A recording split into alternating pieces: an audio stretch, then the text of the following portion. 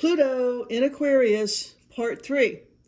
Okay, so now, fast forward another couple 250 years or so. We're now at the timeline of 305 to 329 AD.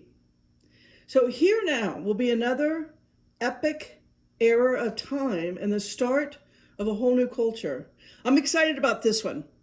I want to see this one really repeat in a very much different way, and it will. Things are going to be turned upside down on their head, and we're going to stop the insanity, the control and the fear mongering, and start evolving. So for me, I just feel strongly that ET, or you could call it our future selves that went the way of technology instead of being human, all of that knowledge is going to come to the forefront. Pluto will ensure that it does. Evolution will happen, but not after first being turned upside down. So let's look what went on 305 to 329.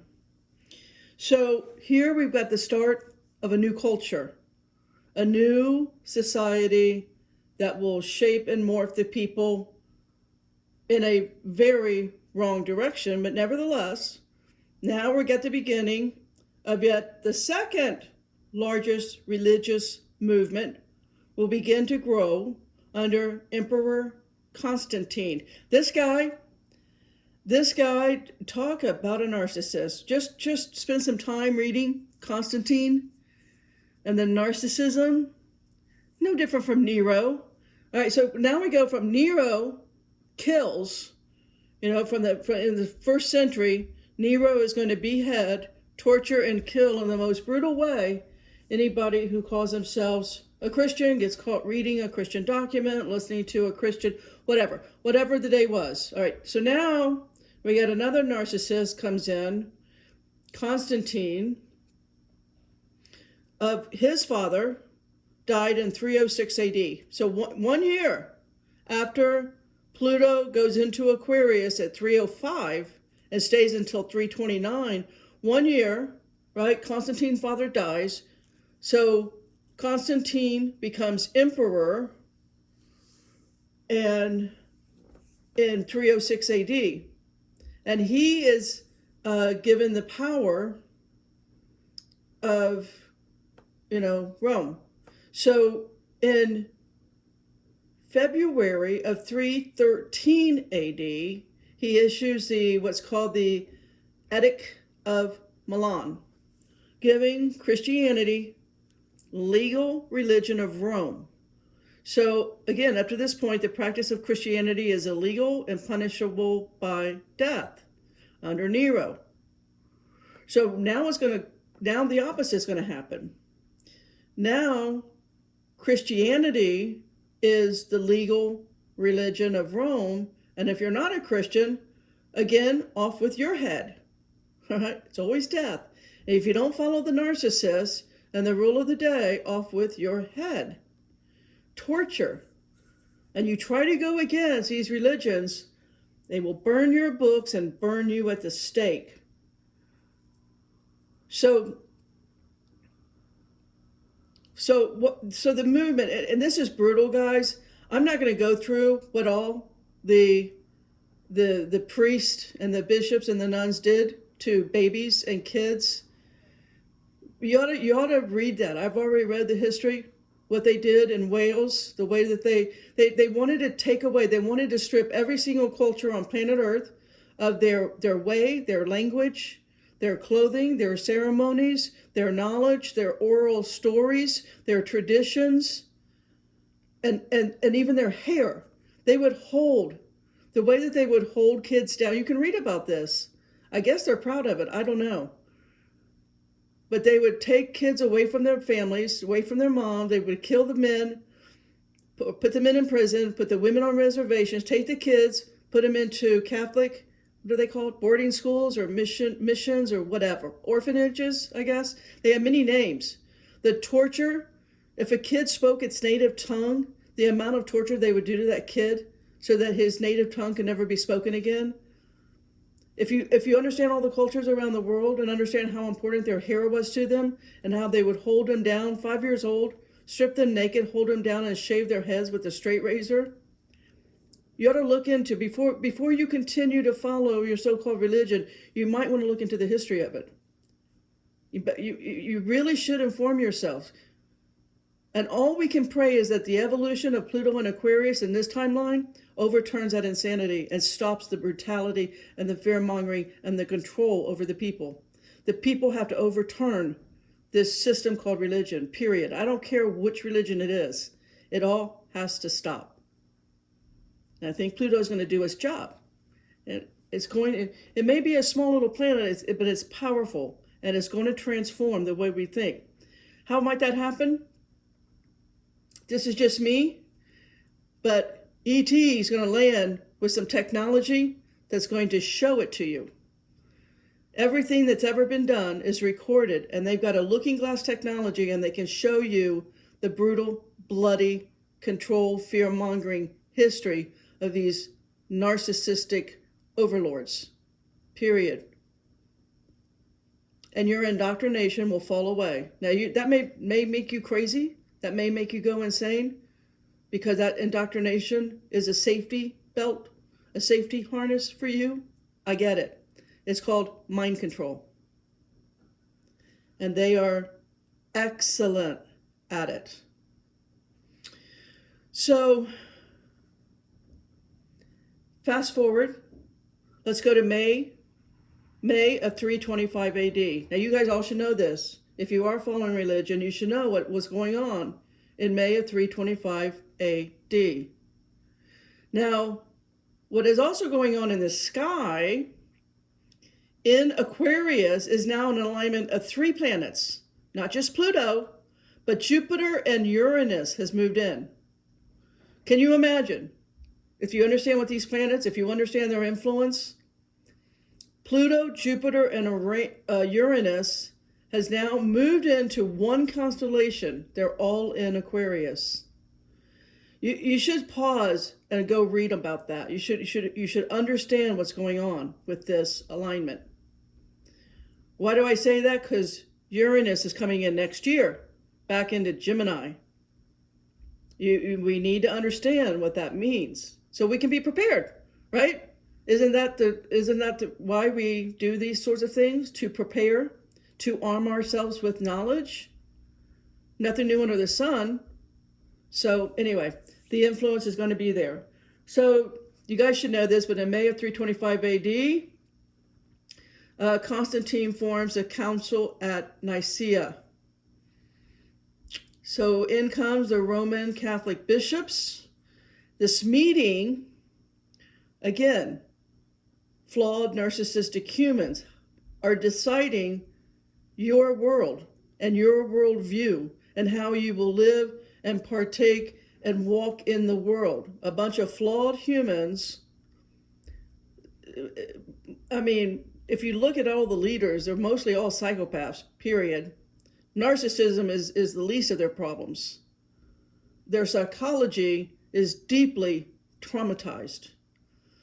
So this council is going to decide what will be taught, what will be tolerated, and what will not be tolerated. That means your freedom.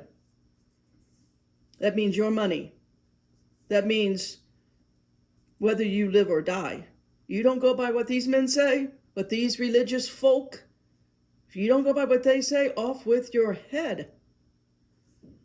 So much for your free will, that was our God-given right. So much for free speech. So much for human rights of any kind. Now they're armed.